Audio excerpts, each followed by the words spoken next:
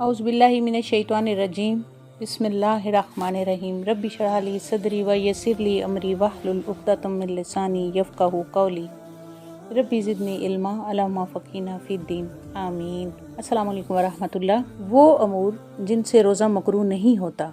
बहुत सारे ऐसे हम काम करते हैं, फिर हमें ये परेशानी होती है कि आया इससे हमारा रोज़ा मकरूह हो गया या नहीं हुआ। थोड़ी सी इससे मुतालिक हम बात करते हैं। फिर चंद बातें उन अमूर के मुतालिक भी होंगी जिनसे रोज़ा टूट जाता है।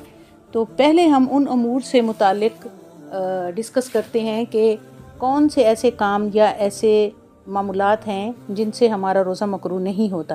अब ख़वातीन चूँकि सहरी और अफ्तार से मुतालिक घर के कामकाज और खाना बनाने में उनका बहुत अहम रोल होता है, लिहाजा खाना बनाते वक़्त रोज़ादार ख़ातून अगर वो खाना बना रही है और उससे वो जायका खाने का चख लेती है, जायका ज़बान पर चख लेती है और फिर उसको थूक देती है, यानी इनहेल नहीं करती, निगल नहीं लेती, तो उस सूरत में उसका रोज़ा मकरूह नहीं होता।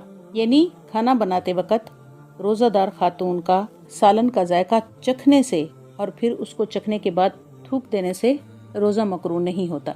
इसी तरह अगर भूल चूक से कोई चीज़ मुंह में डाल ली, याद नहीं रहा कि मुझे रोज़ा है, या अनजाने में या भूले से कुछ सिप ले लिया पानी का या शरबत या कुछ भी ड्रिंक ले ली, तो उससे भी रोज़ा मकरूह नहीं होता, ना ही टूटता है, क्योंकि ये काम भूल चूक में हुआ है। इसी तरह मिसवाक करने से, ब्रश या मिसवाक करने से रोज़ा मकरूह नहीं होता। गर्मी की शिद्दत से अगर रोज़ादार को गर्मी बहुत ज़्यादा लग रही है तो उस सूरत में वो सर पे पानी भी डाल सकता है, पानी बहा भी सकता है रोज़ादार, और नहा भी सकता है।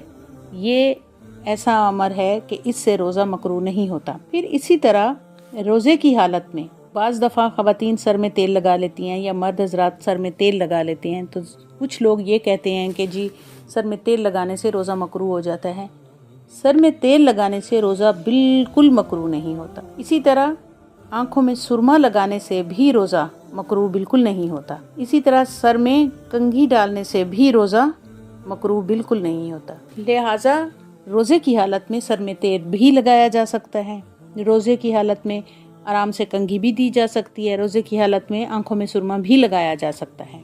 कोई रोज़ादार थूक निगलता है तो सारा दिन थूक तो निगलते ही रहते हैं, इनहेल करते रहते हैं। थूक निगलने से रोज़ा मकरूह बिल्कुल नहीं होता। अगर अचानक से कोई मक्खी हलक में चली जाए, फिर बेशक उसको निकाल दिया जाए, लेकिन उसके हलक में जाने से भी रोज़ा मकरूह नहीं होता।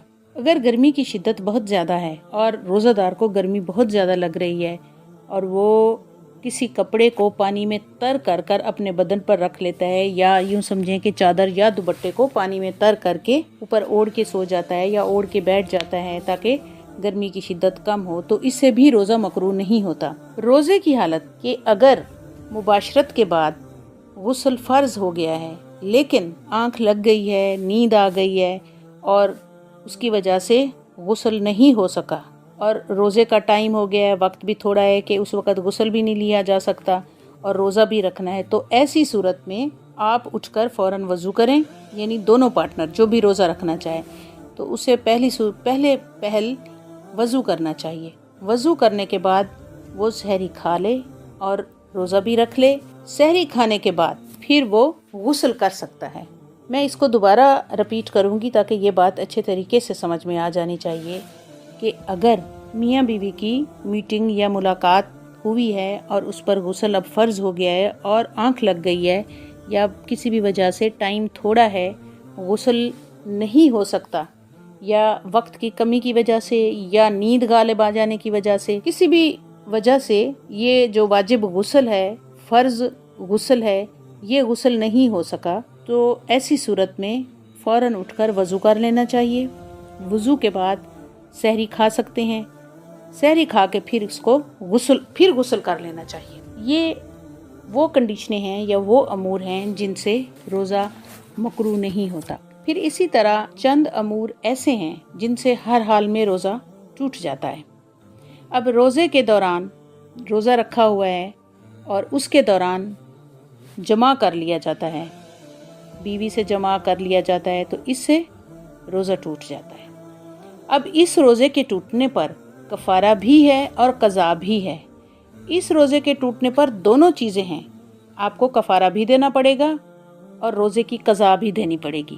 روزے کی قضا تو رمضان کے مہینے کے مکمل ہونے کے بعد باقی دنوں میں یہ قضا روزہ جو ہے یہ دینا پڑے گا، لیکن اس کا کفارہ اس کے ساتھ ہی دینا پڑے گا، اور وہ کیا ہیں؟ وہ 3 چیزیں ہیں۔ یا تو ایک غلام کو آزاد کرنا ہے، کیونکہ اس دور میں تو غلام موجود تھے، آج کے دور میں غلام موجود نہیں ہیں، یا پھر 2 مہینے کے مسلسل روزے رکھنا۔ اگر 2 مہینے کے مسلسل روزے بھی نہیں رکھے جا سکتے، یعنی کوئی بیماری ہے یا تکلیف ہے یا ایسی کنڈیشن ہے کہ روزہ رکھنا ممکن نہیں ہے 2 مہینے کا مسلسل، تو پھر 60 محتاجوں کو کھانا کھلانا ہے، اوسط درجے کا کھانا جو عام روٹین میں کھلایا جاتا ہے۔